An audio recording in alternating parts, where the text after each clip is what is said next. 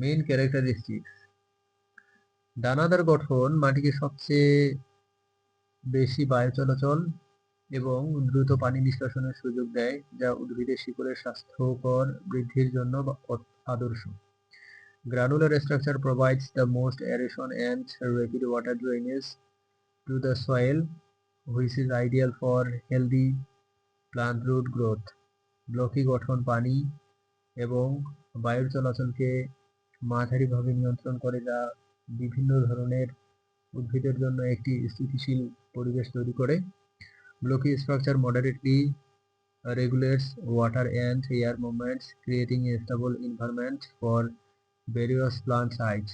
Prismatic গঠন মাটির গভীরে পানি এবং শিকড়ের প্রবেশাধিকার উন্নত করে, যা শুষ্ক পরিবেশে উদ্ভিদের জন্য উপকারী হতে পারে। Prismatic structure improves water and root access deep into the soil, which can be beneficial for plants in dry environments.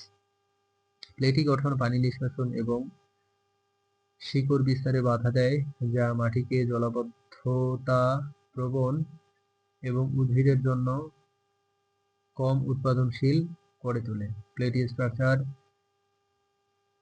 hinders water drainage and root penetration, making the soil prone to waterlogging and less productive for plants.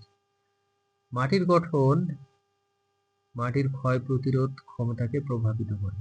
দানাদার গঠন ক্ষয় প্রতিরোধে সবচেয়ে কার্যকর, কারণ এটি মাটির কণাগুলোকে স্থিতিশীল রাখে।